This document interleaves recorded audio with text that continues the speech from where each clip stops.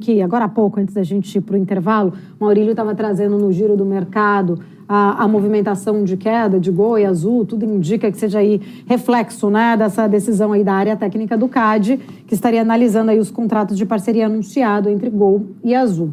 CAD agora fazendo o trabalho, acho que esperado, técnico dele, enfim, em analisar se de fato isso cria um monopólio ou não. A gente viu um hiato na semana passada, bem diferente, por sinal, em relação ao CAD. Sim, Paula. O CAD sempre foi um órgão extremamente técnico e sempre foi parabenizado por isso, certo? Eu mesmo sempre disse que o CAD agia de maneira proba, eficiente, eficaz e honesta. Minha preocupação aconteceu semana passada com a marcha ré na questão das refinarias da Petrobras, que é um assinte à questão de concorrência. O CAD, além de reverter algo que 2 anos atrás já tinha sido concluído, a gente tem uma amostra típica da insegurança jurídica no Brasil, que impede investimento no Brasil, que faz com que as pessoas, tanto pessoa física como pessoa jurídica, e os estrangeiros tenham medo de investir no Brasil, né? E sela de uma maneira muito objetiva e patente o monopólio da Petrobras em algo que ela faz muito mal, que é o refino. Quando eu digo que empresas elas devem primar pelo seu core business, né, aquilo que ela faz e faz muito bem, e ela tem vantagens competitivas acima de várias outras organizações, o negócio da Petrobras é prospecção. É isso que a Petrobras faz muito bem. Ela faz prospecção de primeira linha, principalmente em águas profundas, e é muito mais focada no upstream da indústria, né? Prospecção e a produção de petróleo. Já a parte de refino, além dos escândalos que aconteceram, Abreu e Lima é um assinte, é algo inaceitável, uma coisa que era para ter custado cerca de 2,5 bilhões, 3 bilhões, já custou mais de 6 e a gente espera que custe ainda, bata na casa dos 12, 13 bilhões. Quer dizer, não faz nenhum sentido, né, uma coisa dessa. Isso seria totalmente inaceitável por uma empresa 100% privada operando. Isso não aconteceria, não quer dizer que seria aceitável, isso não teria chance de acontecer.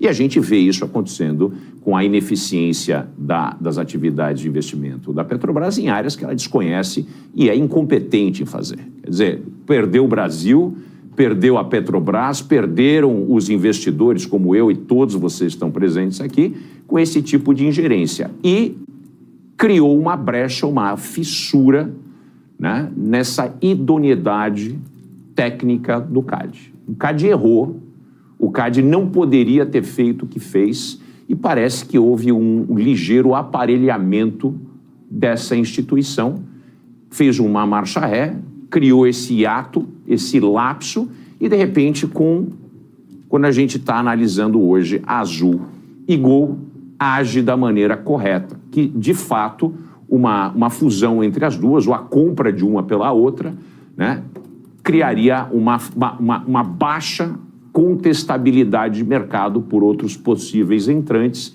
e haveríamos, de fato, 2 grandes operadoras no Brasil, 2 grandes operadoras aéreas, que seria a Latam e essa nova empresa. Quer dizer, agiu corretamente do ponto de vista técnico, primando pela contestabilidade do mercado aéreo brasileiro. Vandick, a pergunta que fica é o seguinte: daqui para frente, as decisões do CAD podem ser até mesmo questionadas ou colocadas em dúvida por conta desse hiato, desse lapso que você muito bem comentou aqui. Será que a reputação do CAD está em xeque, está em risco com essas decisões tomadas recentemente? Isso é aquele jogo de banco imobiliário, né? Tomou uma sanção, voltou algumas casas para trás, não quer dizer que saiu do jogo, né? Mas é aquela questão do cristal. Hoje eu vejo o CAD como um cristal que teve uma lasca, a gente colou, a lasca está lá, dá para ver. Caiu a lasca, perdeu a lasca? Não, mas a gente sabe onde está a fissura no CAD. E é muito interessante, né? se não indignificante, o fato de ter sido justo com a Petrobras que aconteceu isso, que mostra claramente que existe ingerência governamental nisso. Vandique, só para complementar, talvez, e encerrar talvez esse ponto, mas né, especificamente, mais uma situação que levanta ali suspeitas de interferência política, né? A gente viu Petrobras, a gente viu acontecer até mesmo ali em relação, mais lá atrás, possibilidade de indicação de nome para a presidência da Vale.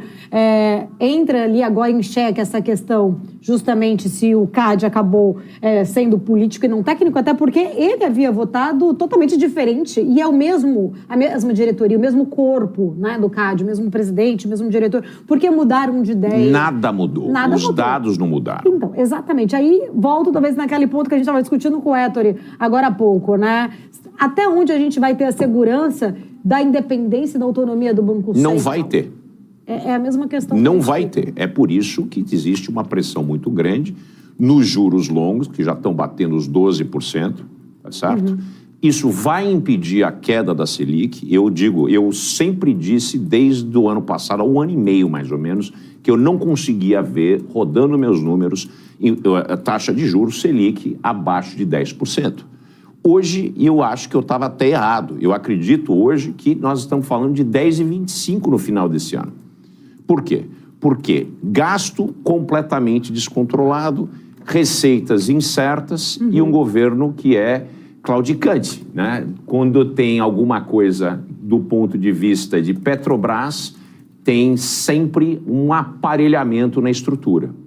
Né? E agora, com essa questão do CAD, fica muito claro que existe uma pressão de 360 graus em volta da Petrobras para que tudo que for a favor dos interesses do governo, junto à Petrobras, elas vão ser aprovadas em todas as instâncias. Aí a gente volta para o Banco Central. Será que o Banco Central, mudando de presidente, já tem 4 membros que foram indicados pelo Lula, tendo o presidente agora com voto de Minerva, será que a gente não vai ter um processo de dar uma dilmada, uma tumbinada, como aconteceu em 2014, 15, que levou ao impedimento do presidente, com a taxa de uma taxa de inflação batendo nos 15%? Quer dizer, quando eu vejo esse cenário, eu vejo que eu estou comendo uma marmita requentada e estou assistindo de novo a sessão da tarde. Né, Só que não vale a pena ver de novo. Não vale a pena ver de novo. Não vale a pena ver de novo. E a gente está indo pelo mesmo caminho. Se a gente olhar o PIB está crescendo. Está crescendo coisa nenhuma. Não está crescendo. A gente tem transferência de renda para as famílias, consumo do governo, é isso que está crescendo. Cadê o investimento? Não tem investimento. Cadê o investimento? Formação bruta de capital, que é o que precisa acontecer. É a mesma receita requentada e imoral por parte do governo. É a única coisa que o governo Lula, o governo de esquerda no Brasil, sabe fazer. Dá dinheiro para pobre consumir. Nós temos 53 milhões de pessoas nesse país, 1/4 da população, que vivem de benesses do governo. Ou aposentados, ou a gente tem benesse por parte do Bolsa Família. 53 milhões de pessoas. Quer dizer, e a gente tem esses valores que eles são corrigidos não pela inflação, mas pelo salário mínimo. Quer dizer, eu estava vendo um estudo do INSPER, né? Nós estamos falando que se a Previdência tivesse sido corrigida pela inflação e não pelo salário mínimo, é uma diferença de 16 bilhões por ano. A mesma coisa com o benefício de prestação continuada. Nós estamos falando de 5 bilhões a mais. Quer dizer, o governo está perdido num processo populista, né, que não prima pela produtividade da população, não prima pela produtividade da força de trabalho, né, e fica nessa história de transferir capital, né, transferência de renda direta para o cara consumir. E aí começa aquele ciclo de novo. Só que acontece um problema. Hoje nós estamos num mundo de taxas de juros muito mais elevadas do que aconteceu anteriormente e nós temos um país altamente endividado. Quer dizer, esse processo ele é muito diferente de 2003, que o Brasil não tinha esse nível de endividamento. Quer dizer, nós estamos patinando no gelo fino. patinando no gelo fino, e isso mostra que nós temos nenhum plano para que o país possa crescer de maneira sustentável. Nós vamos crescer bem, só que esse crescimento é um crescimento que, na verdade, ele traz o crescimento futuro para o presente. A gente empresta do futuro para o presente e deixa o futuro ao Deus dará. Vandique, você estava citando aí, né, algumas voltas ao passado, algumas questões referentes até decisões do Banco Central. A gente viu o impacto que teve a última decisão do Banco Central. Alguns diretores até chegaram a sinalizar que mantiveram a postura ali porque não tinha sido articulado ou conversado internamente essa mudança no guidance, né? Uma mudança na percepção de como deveria ser o voto. A gente vê esse cenário, e você muito bem falando, né? O Galípolo falou, o Campos Neto falou, o cenário, está todo mundo percebendo essas desancoragens. Talvez a gente pode ter uma decisão ou decisões unânimes daqui para frente, diante de que o cenário divisório gerou ruído, gerou frustração no mercado, e agora está todo mundo percebendo que as coisas não estão lá, essas maravilhas. E aí uma segunda parte, você falando sobre o crescimento, aí talvez manter a taxa de juros mais elevada também não poderia contribuir com esse baixo crescimento, essa baixa taxa de investimento no futuro? Certamente, certamente. Mas o problema maior do investimento, principalmente o investimento governamental, não está necessariamente atrelado à taxa de juros. Está na vinculação de gastos às receitas. Isso é o maior entrave que o Brasil tem. E outra coisa, grande parte desses gastos, eles são vinculados ao crescimento. Então, ele cresce mais ao longo do tempo do que as receitas. Então, esse é o grande problema, né? Nós temos vinculação de gastos que, quanto mais eles crescem, menos discricionariedade a gente tem para o governo. E eles ocupam o espaço que deveria ser do investimento. Não existe nenhum estudo, nunca foi feito um estudo para saber a qualidade desse gasto.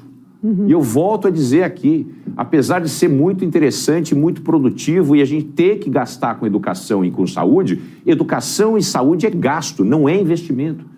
Investimento gera fluxo de caixa, que a gente pode atrelar diretamente o investimento.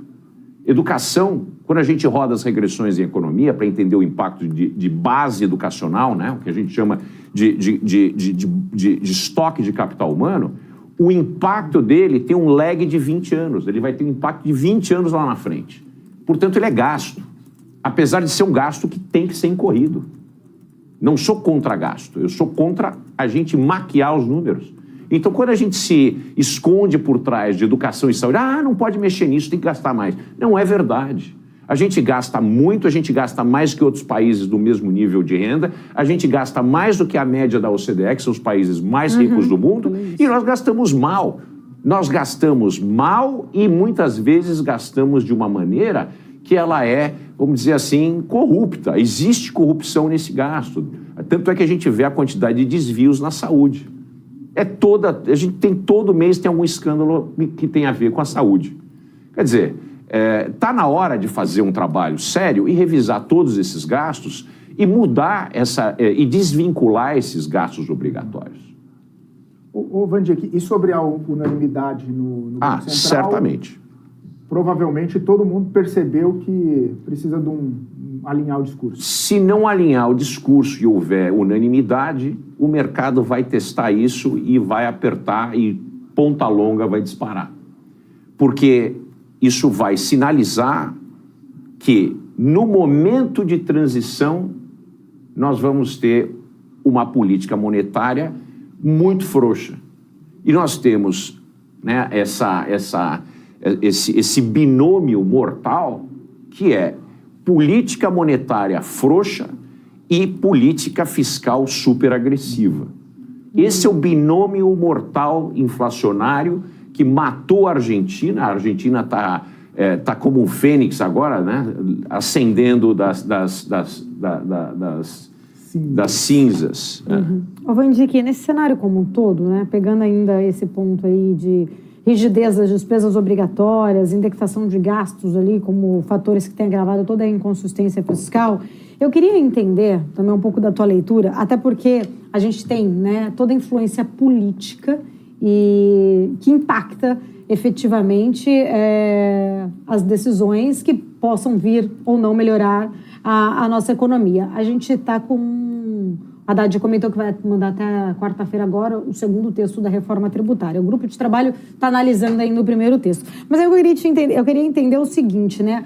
A gente muitas vezes vê os grupos de interesses, a gente vê muitos lobbies que vão lá e colocam os jabutis, impactam ali de fato o que poderia ser benéfico e muitas vezes talvez perde-se até mesmo a eficácia. O Haddad falou ali na expectativa de um aumento de 15%, é isso, do PIB em 20 anos. De fato, né? 20% em 15 anos do PIB. Poxa, aumentar 20% do nosso PIB em 15 anos. A gente só vê o Brasil ali, muitas vezes de lado e patinando, enfim. Ou então a gente já teve PIBs mais altos no passado, na gestão Lula ali, impulsionados por gastos, como você muito bem pontuou.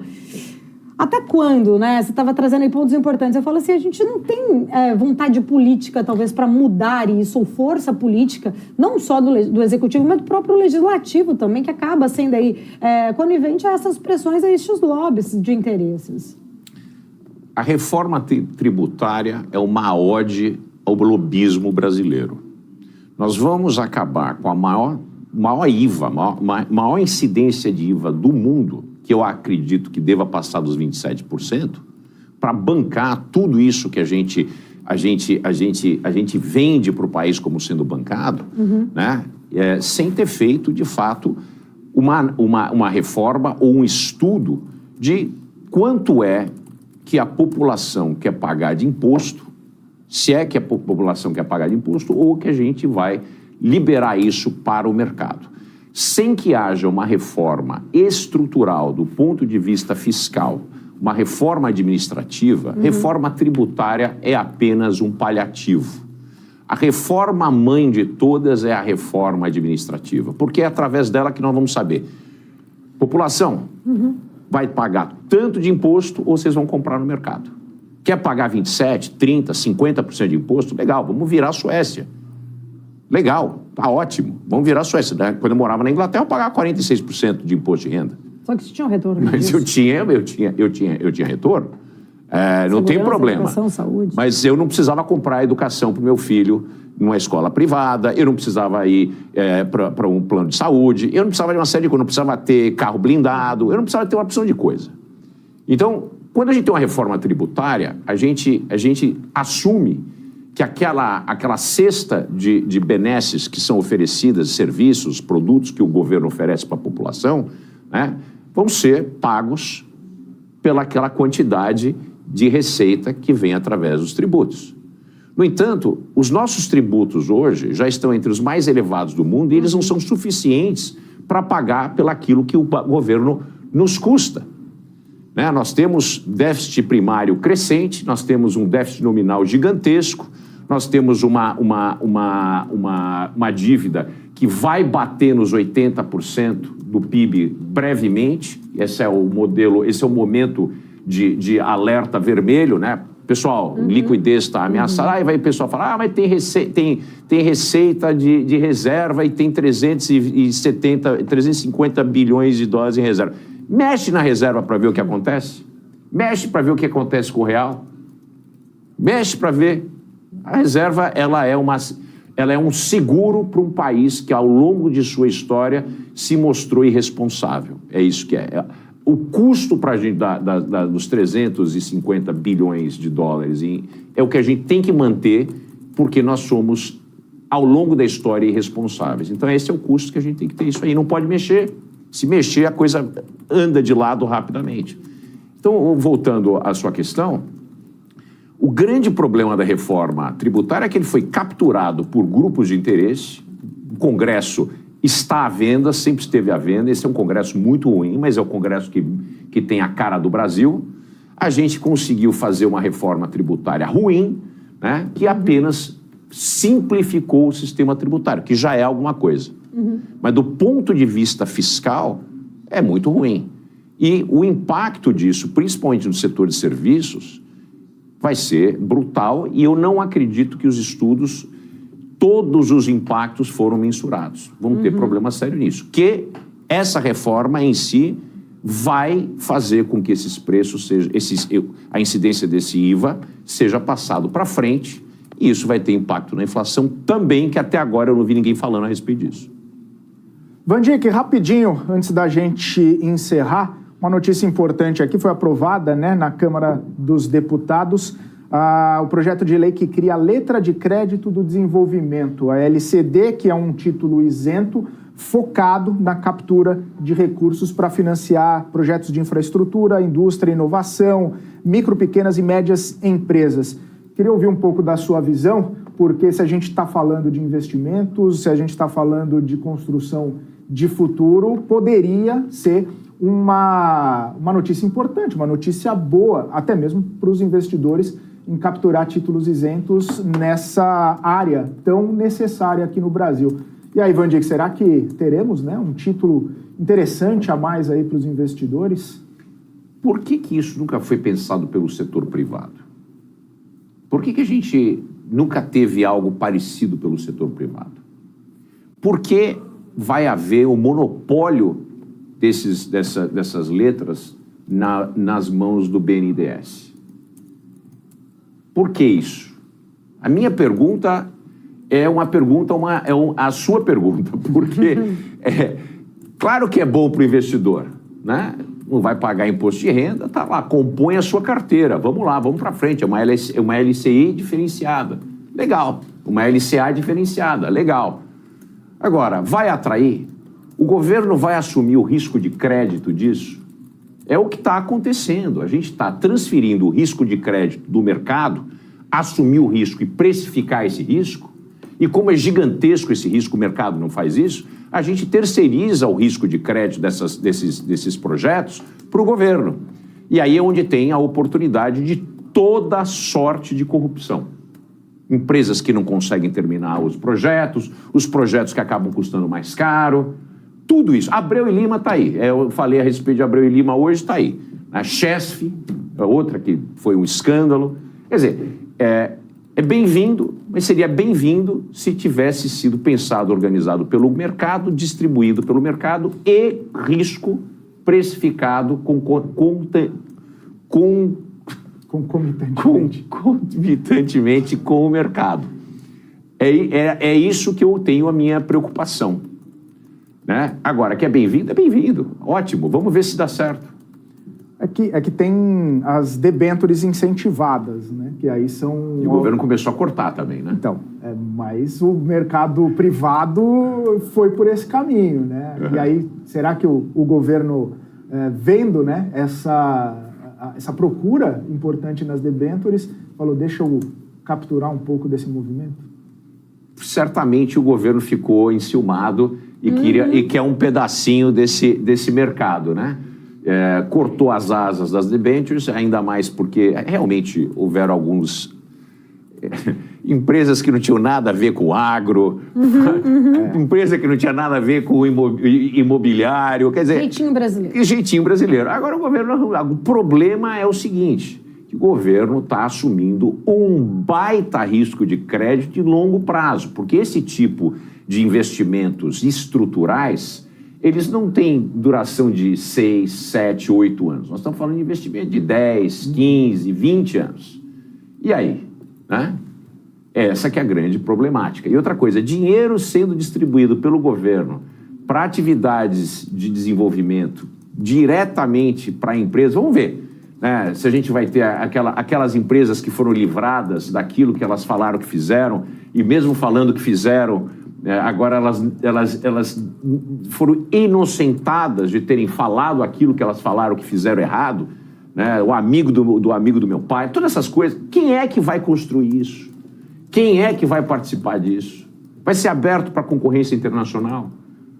Esse negócio vai ser opaco, esse negócio vai ser transparente? Não, tudo isso tem que ser levado em consideração, porque aí começa aquelas coisas, tem que ter componente nacional, tem que ter... O negócio acaba custando 20 vezes mais do que ele custaria se fosse feito de maneira honesta, cândida. Perfeito.